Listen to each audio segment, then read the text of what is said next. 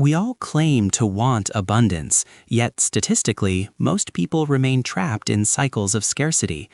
This isn't just about lack of skill or opportunity. It's fundamentally about a deep psychological conflict. There is a silent, subconscious friction between your self-worth, your internal value structure, and your desired net worth, your external financial reality.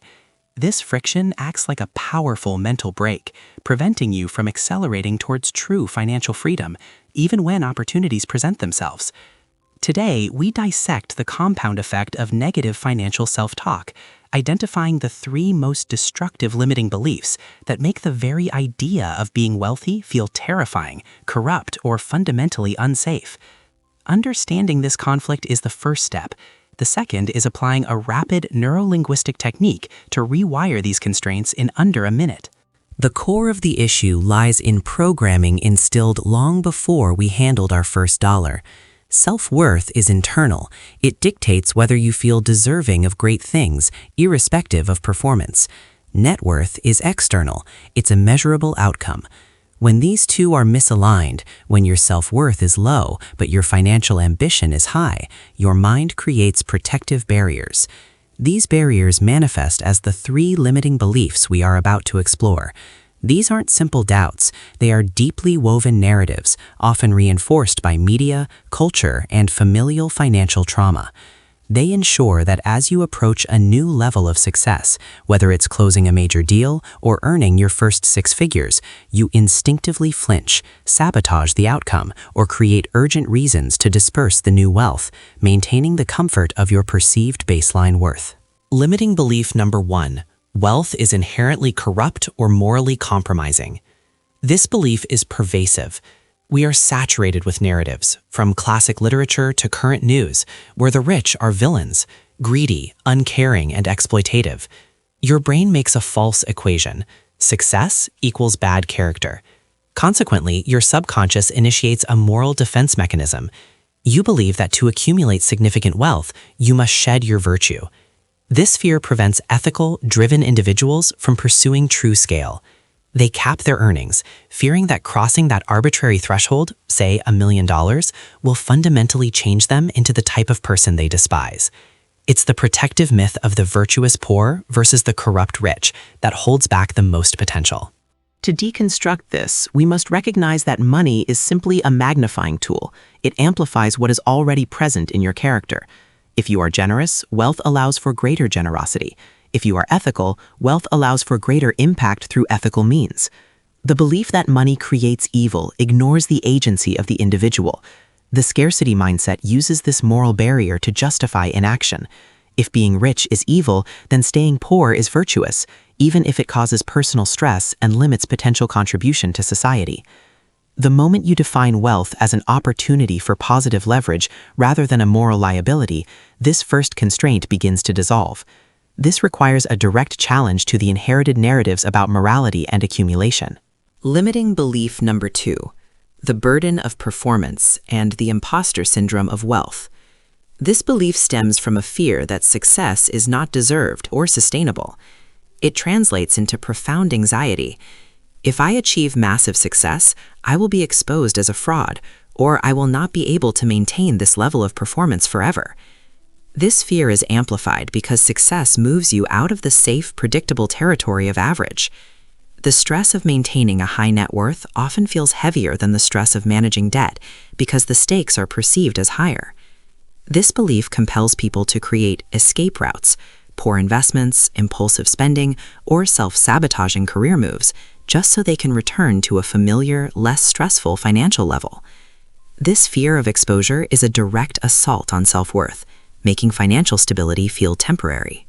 To combat the imposter syndrome of wealth, we must decouple self-worth from performance metrics.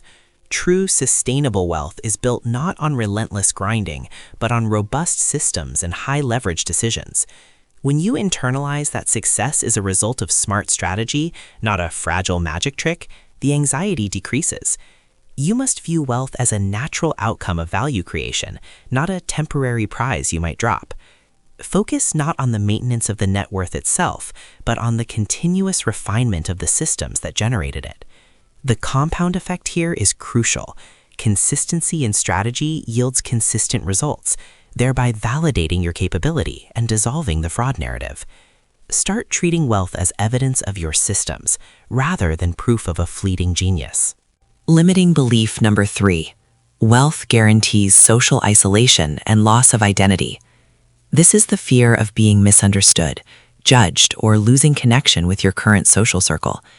As your net worth increases, your lifestyle changes, and this often creates distance from those who maintain a lower financial baseline. Your mind warns you, success equals loneliness. This fear is potent because humans are fundamentally wired for connection. We prioritize belonging over almost everything else, sometimes even over financial security. This belief manifests in reluctance to discuss success, downplaying achievements, or actively maintaining certain financial limitations to keep up the appearance of similarity with your peer group. It's the fear that your rising net worth will cost you your fundamental self-worth, derived from community acceptance. The remedy for the fear of isolation lies in redefining community. True connection is built on shared values and mutual respect, not shared income levels. Wealth requires curating relationships that support your growth, not those that demand you shrink to fit. The compound effect of surrounding yourself with high-agency individuals who understand ambition naturally replaces the isolation fear. Furthermore, wealth does not necessitate adopting an abrasive new identity. You are still you. Challenge the assumption that your friends are interested only in your income level. If they are, that connection was superficial anyway. Embrace the reality that financial success allows you to be a resource, not a relic, for those you truly care about.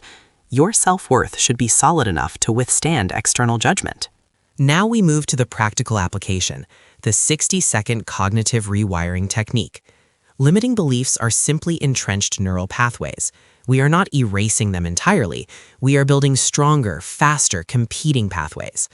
This technique utilizes cognitive interruption and structured affirmation to quickly shift your internal narrative when a limiting thought arises. The compound effect of this practice is profound. Consistent, short bursts of reframing eventually default your brain for abundance, making the negative thought pattern irrelevant. You must commit to executing this technique within 60 seconds of recognizing any of the 3 limiting beliefs manifesting in your mind, whether it's hesitancy before a negotiation or guilt after a major purchase. Step 1. Interrupt and identify. The moment you feel the fear, if I take this opportunity, I'll become greedy, belief 1. Or I don't deserve this commission, belief 2. You must physically interrupt the thought. Say stop, mentally or verbally. Immediately name the belief you are experiencing. For example, this is the corruption barrier, or this is the imposter loop. Step 2. Challenge the narrative. Use logic to deconstruct the emotional fear. Ask, what objective evidence supports this claim? And who benefits if I stay small? If you fear isolation, remind yourself, my true friends value me, not my bank account. If you fear corruption, remind yourself, wealth allows me to increase my positive impact. This logical counterattack weakens the old pathway instantly. Step 3. The powerful replacement affirmation. This is the crucial step. Immediately replace the challenged negative thought with a pre-prepared high-power affirmation that directly contradicts the limiting belief. This must be stated in the present tense. If you struggle with imposter syndrome, your affirmation could be, I am consistently providing high value, and financial abundance is the inevitable consequence of my robust systems.